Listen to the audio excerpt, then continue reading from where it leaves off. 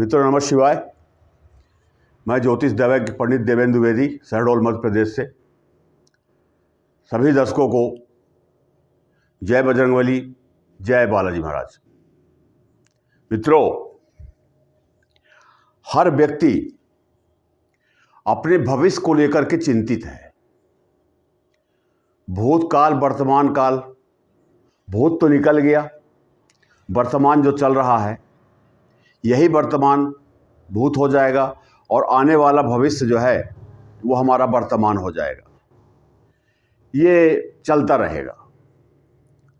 हर व्यक्ति विचार करता है, जानना चाहता है कि आने वाला समय हमारे लिए कैसा होगा, हमारा भविष्य कैसा होगा, हम क्या करेंगे, नहीं करेंगे। बहुत से प्रश्न हैं और इन्हीं प्रश्नों का उत्तर जानने के लिए हमें ज्योतिष का सहारा लेना पड़ता है और ज्योतिष के माध्यम से हम आने वाले समय को पहचान सकते हैं। किस ग्रह की महादशा, किस ग्रह की अंतर्दशा, गोचर में, सर्वाष्टक सारणी में ग्रहों की क्या चाल है, ग्रहों की क्या स्थिति है, आगे क्या होगा, हम उसके लिए अपने जीवन में कुछ उपाय करके, कुछ मंत्र जाप करके अनुकूलता ला सकते हैं। ये महत्वपूर्ण बात है और सभी लोग चिंतित रहते हैं। पर एक शिकायत आती रहती है हमेशा कि चंद्र राशि पर आधारित जो विश्लेषण होता है वो फलीभूत नहीं होता। हो सकता है, लेकिन दर्शकों मैं आपसे एक निवेदन करना चाहूंगा कि हमें किसी एक कुंडली का विश्लेषण देख करके खुश नहीं हो जाना चाहिए, संतुष्ट नहीं होना चाहिए। 5 कुंडली विशेष करके होती हैं जो एक किसी निश्चित उत्तर का संकेत देती है। पहली हमारी जन्म कुंडली है। जन्म के समय ग्रहों की क्या चाल थी, किस राशि पर, किस भाव पर, कहाँ थे, और वही उस समय जो गोचर चल रहा था जन्म के समय वही हमारी स्थायी कुंडली, लग्न कुंडली बन जाती है और फिर आगे की यात्रा हम चालू कर देते हैं। तो जन्म कुंडली जो है वो जन्म से लेकर के अंतिम समय तक हमारा साथ देती है और पूरे जीवन पर्यंत किसी न किसी ग्रह की महादशा, अंतर्दशा चलती रहती है जो स्थायी रूप से हमारे जीवन को प्रभावित करती है। किसी ग्रह की महादशा चल रही है तो किसी ग्रह के उसी के साथ अंतर्दशा, प्रत्यंतरदशा चलता रहता है। उस पर ध्यान देना चाहिए। फिर हमारी नवमांस कुंडली है। कई बार देखने को ये मिलता है अनुभव में कि लग्न कुंडली में तो बहुत अच्छे योग बने हुए हैं। गज केसरी योग हो गया, लक्ष्मी नारायण योग हो गया, रोचक योग है, हंस योग है, बहुत से योग, सैकड़ों प्रकार के जो शुभ योग होते हैं वो बन जाते हैं और लोग इंतजार करते हैं कि इस ग्रह की महादशा इस तारीख से इस तारीख तक चलेगी तो हमें अच्छा लाभ होगा।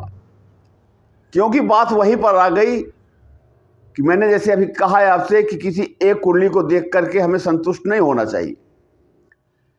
उसको देखने के लिए, परखने के लिए हमें नवमांस कुंडली देखनी पड़ती है। वही शुभ योग कहीं अशुभ तो नहीं हो गए। कभी कभी ऐसा भी अनुभव में आया है कि योग बड़े अच्छे बने हैं, बहुत अच्छी कुंडली है, लेकिन नवमांस में जाकर के वही ग्रह सबसे ज्यादा खराब हो गया। तो ऐसी स्थिति में क्या करना चाहिए, क्या नहीं करना चाहिए, इसकी जानकारी हर व्यक्ति को होनी चाहिए। दूसरी कुंडली नवमांस कुंडली, तीसरी कुंडली गोचर कुंडली जो चंद्र राशि पर आधारित होती है। गोचर कुंडली जो है इसका विश्लेषण जो है अस्थायी होता है। 9 ग्रह हैं तो 9 ग्रहों में 4 ग्रह मुख्य रूप से राहु, केतु, शनि और गुरु, ये एक लंबे समय तक किसी राशि में गोचर करते हैं। और 5 ग्रह शेष जो बचते हैं, सूर्य, चंद्र, मंगल, बुध, शुक्र, ये महीना, 1.5 महीना, 22 दिन, 25 दिन ऐसे गोचर होता है। लेकिन जो गोचर चलता है तो वो कम समय भले है, लेकिन बहुत महत्वपूर्ण होता है। हमेशा जब गोचर को आप देखें तो अपनी लग्न राशि से मिला करके देखें, तो आपको अच्छे परिणाम देखने को प्राप्त होंगे। 2 ही कुंडली आप देख लीजिए, एक लग्न कुंडली, लग्न राशि के आधार पर, जन्म राशि के आधार पर, और एक गोचर के आधार पर।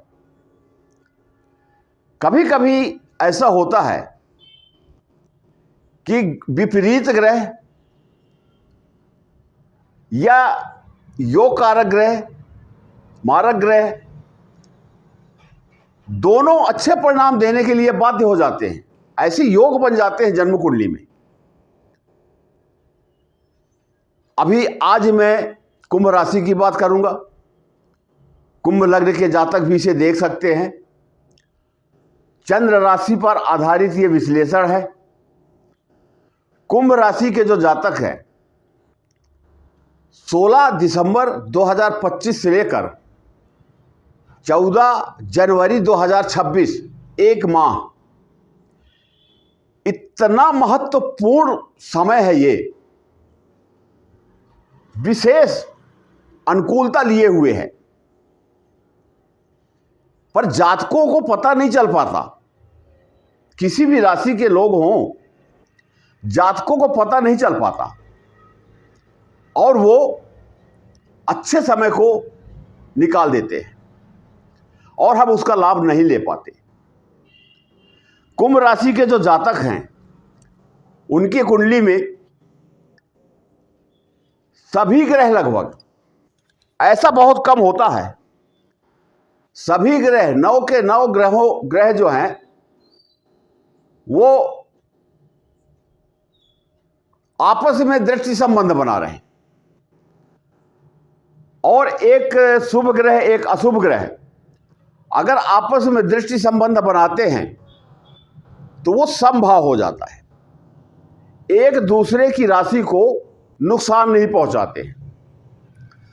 तो यहां पर यह महीना जो है कुंभ राशि के जातकों के लिए बड़ा ही विशेष, बड़ा ही महत्वपूर्ण है। अच्छे योग बनेंगे, अच्छे काम होंगे, बस समय को पहचानने का समय है। आप पहचाने और जाने। मित्रों, 9 ग्रह, 12 राशियां,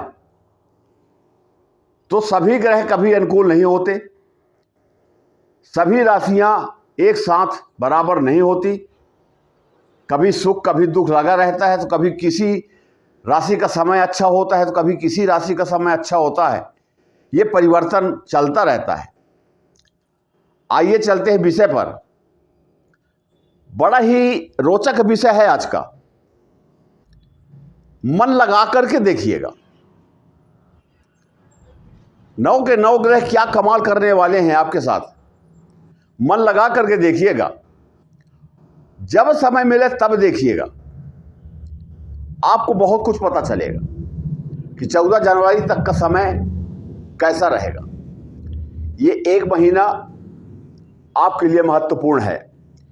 नया वर्ष जो आ रहा है वो आपके लिए विशेष शुभ फलों की बरसात करने वाला है। आइए चलते हैं विषय में।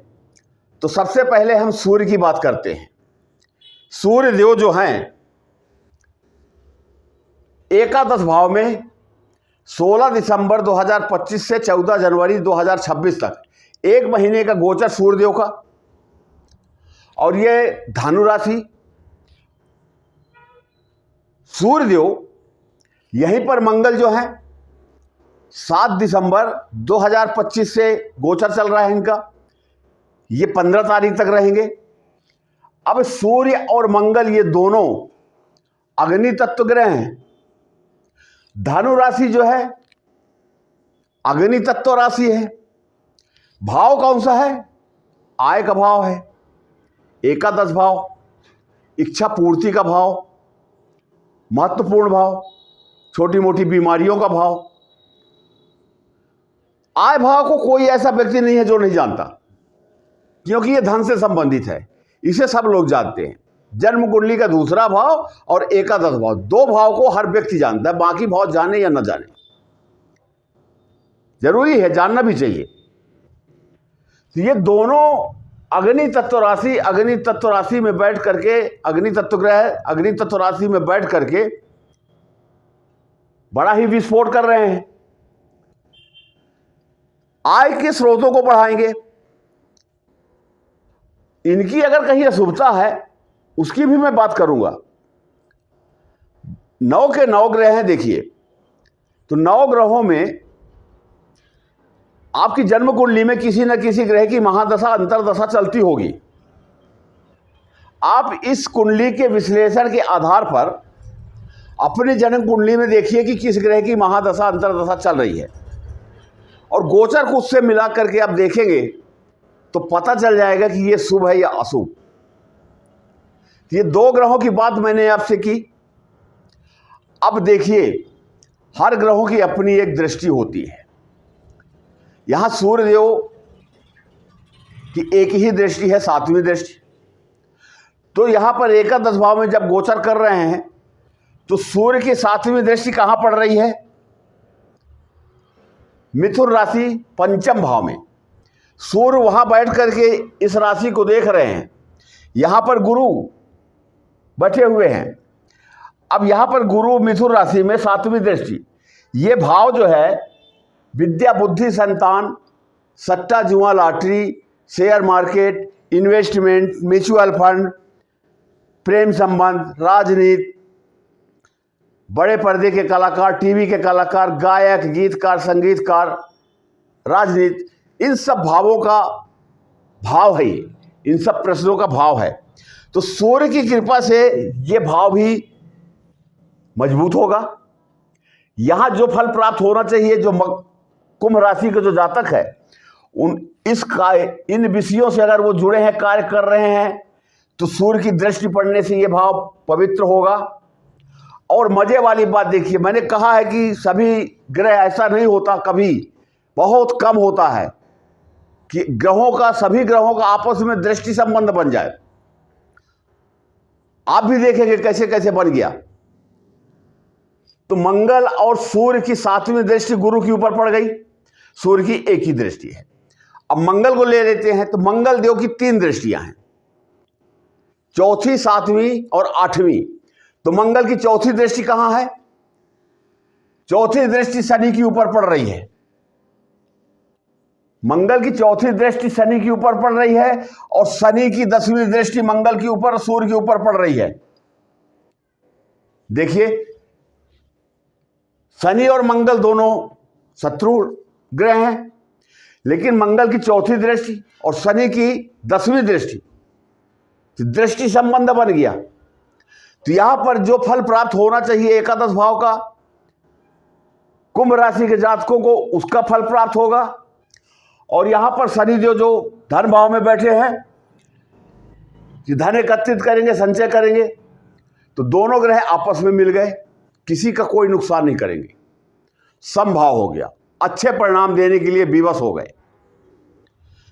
अब यहां पर हम बुध की बात करते हैं। बुध अभी वर्तमान में 10म भाव में वृश्चिक राशि में है। 29 तारीख को बुध जो है वो भी यहीं आ जाएंगे, धनु राशि में, एकादश भाव में। शुक्र जो है 20 तारीख को यहां पर आ जाएंगे। यानी कहने का तात्पर्य कि 4 ग्रह धनु राशि में एकादश भाव में आ जाएंगे, और ये चारों ग्रहों की दृष्टि गुरु के ऊपर पड़ेगी, 7वीं दृष्टि, और गुरु की 7वीं दृष्टि इन चारों घरों में पड़ेगी। आप कल्पना कर सकते हैं कि आपकी कुंडली कितनी मजबूत हो गई। 4 ग्रह जब आपके धन भाव में है और पैसा न आए, आपकी इच्छाओं की पूर्ति ना हो, ऐसा हो ही नहीं सकता। विश्लेषण के आधार पर मैं कह रहा हूं। तो ये हो गया। अब बृहस्पति की बात करते हैं। तो बृहस्पति देव पंचम भाव में है। तो जैसे हम बोले अभी, विद्या बुद्धि संतान, जो भी प्रश्न इस भाव से निकलते हैं उन भावों को सूर्य की, मंगल की, शुक्र की, बुध की दृष्टि पड़ने से ये भाव तो बलि हो ही रहा है, पर गुरु यहां स्वयं बैठ करके इस भाव को बलि कर रहे हैं। अब इस भाव को जब बलि कर रहे हैं तो वही फल मिलेगा जिसमें अच्छा होगा। अब गुरु की जो दृष्टि होती है 5, 7, 9 3 दृष्टियां हैं। तो जो गुरु की दृष्टि होती है ये अमृत दृष्टि कहा जाता है। तो गुरु की जब दृष्टि किसी भाव पर, किसी राशि पर पड़ती है तो वहां भी जो भी अशुभता है वो रिलीज हो जाता है। वो भाव, वो राशि गंगा जल की तरह पवित्र हो जाता है। तो यहां भी गुरु की जो 7वीं दृष्टि इन 4 ग्रहों के ऊपर पड़ेगी तो ये ग्रह शुभ या अशुभ एक अलग विषय हो जाता है, पर ये 4 के 4 ग्रह शुभ हो जाते हैं। आय का भाव भी शुभ हो गया तो परिणाम तो निश्चित रूप से बहुत उत्तम मिलने वाले हैं, अच्छे मिलने वाले हैं। अब गुरु की 2 दृष्टियां और हैं, 5 और 9।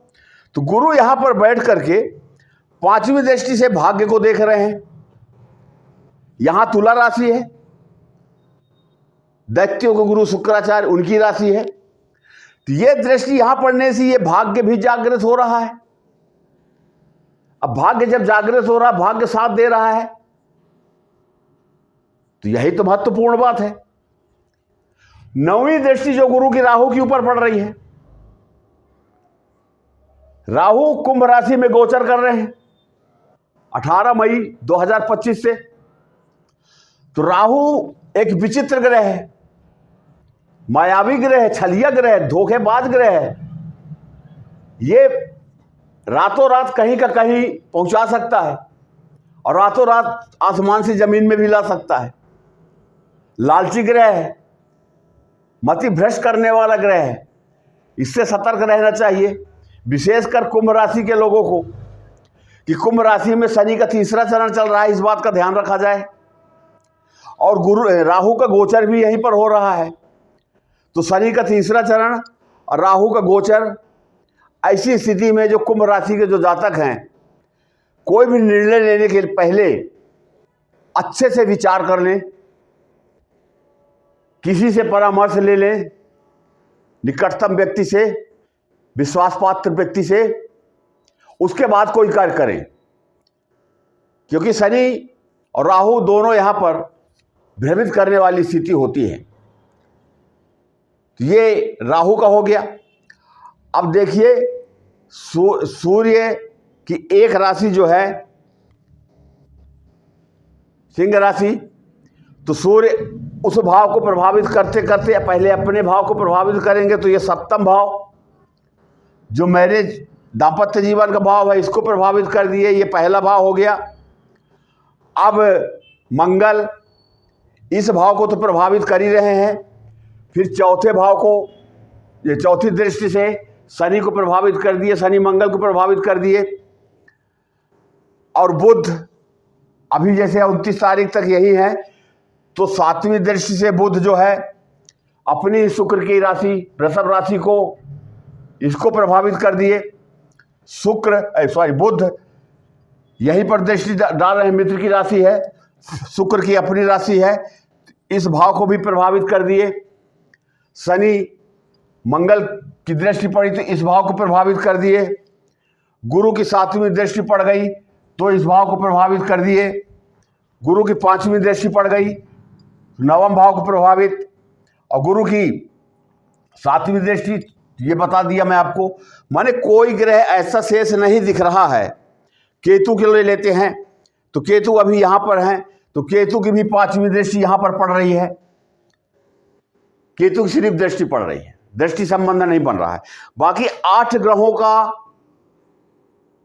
आपस में दृष्टि संबंध बन रहा है।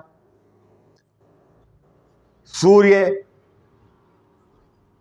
गुरु का, मंगल शनि का, मंगल गुरु का, बुध शुक्र का, शुक्र का, ये सभी ग्रह आप देखिए कैसे कैसे परिवर्तन कर रहे हैं। ये 1 महीने का गोचर है, 16 दिसंबर 2025 से लेकर के 14 जनवरी 2026 तक। मित्रों, ग्रह तो अपना काम करते हैं।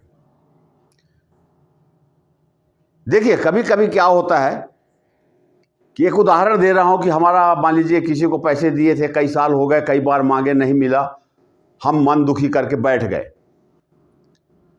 और एक दिन ऐसा आता है कि वो व्यक्ति अपने से आकर के आपको पैसा देता है, बोलता है भैया क्षमा करिएगा, ये आपके पैसे वापस ले लीजिए। अनेक प्रकार की इस प्रकार के उदाहरण आपके जीवन में आते हैं। घर से आदमी निकलता है, कहीं ठोकर लग जाती है, कहीं एक्सीडेंट हो जाता है। ईश्वर करे सबका जीवन सुख में मंगलमय हो, पर आए दिन तो यही हो रहा है, देख रहे हैं आप। तो सुख और दुख दोनों अपना अपना काम करते हैं। ओवरऑल अगर मैं ये कहूं कि जो कुंभ राशि के लोग हैं उनके लिए बहुत ही महत्वपूर्ण, धन से लेकर के, स्वास्थ्य को लेकर के, व्यवसाय को लेकर के, दाम्पत्य जीवन को लेकर के, जीवन की जो भी हमारी समस्याएं हैं, जो प्रश्न हैं, उन सब को लेकर के निश्चिंत रहें। पर चंद्र कुंडली विश्लेषण और जन्म कुंडली दोनों को मिला करके देखें, आपको अच्छे परिणाम आएंगे। अब मित्रों, यहां पर हमेशा की तरह मैं आपसे कहूंगा कि आप अपनी या अपनों की किसी की जन्म कुंडली दिखाना चाहते हैं, ज्योतिषी परामर्श उपाय चाहते हैं, तो आप दिए गए व्हाट्सएप नंबर में अपना नाम, जन्म तारीख, जन्म समय, जन्म स्थान, जिला, प्रदेश और देश लिख करके मैसेज कर दें, और जैसे ही आपका नंबर आता है मैं स्वयं आपसे संपर्क करूंगा, आपसे बातें करूंगा। दूसरी बात कि आप बात कीजिए, मैसेज कीजिए, अच्छी बात है। वीडियो में नंबर भी इसीलिए दिया जाता है कि आप हमसे संपर्क कर सकें, हम आपसे कर सकें। लेकिन मैं हर वीडियो में निवेदन करता हूं आपसे कि जीवन में जो भी समस्याएं हैं, किसी भी प्रकार की समस्या है, उस समस्या को आप गोपनीय रखें, पहले मुझसे शेयर ना करें। जब मैं कुंडली देख लेता हूं और उसके पश्चात मैं ये भी पूछता हूं कि और कोई प्रश्न शेष हो तो बताइए, उसकी भी चर्चा हो जाती है। इसलिए आप अपनी समस्या यदि गोपनीय रखेंगे तो कुंडली विश्लेषण करने में मुझे बड़ा अच्छा लगता है, क्योंकि वो प्रश्न तो मेरे पास आ ही जाएंगे आपकी कुंडली के माध्यम से। इस बात का ध्यान रखें। और अगर ये वीडियो आपको अच्छा लगा हो तो आप इसे लाइक कर लीजिए, शेयर कर दीजिए, सब्सक्राइब कर लीजिए। जो भी आप सहयोग कर सकते हैं कर लीजिए। इसमें किसी प्रकार का कोई धन नहीं लगता। जो वीडियो नहीं देखना है, यूट्यूब में खराब वीडियो आते हैं, उसमें लोग उसे लाइक भी करते हैं, शेयर भी करते हैं, सब्सक्राइब भी करते हैं। और ये ज्योतिष से संबंधित, ज्ञान से संबंधित जो वीडियो है, लोग देख करके किनारे हो जाते हैं। वीडियो को पूरा देखें, तभी कुछ समझ में आएगा कि महत्वपूर्ण समय जो विशेषकर कुंभ राशि के जो जातक है उनके लिए है। और आखिरी में मैं यही कहूंगा कि आप वीडियो को लाइक कर दें, शेयर कर दें, सब्सक्राइब कर लें। इन्हीं शब्दों के साथ मैं अपनी वाणी को विराम देता हूं। आपका जीवन सुखमय मंगलमय हो, सभी प्रकार की खुशियां मिलें, सभी इच्छाएं आपकी पूरी हों। जय बजरंगबली, जय बालाजी महाराज।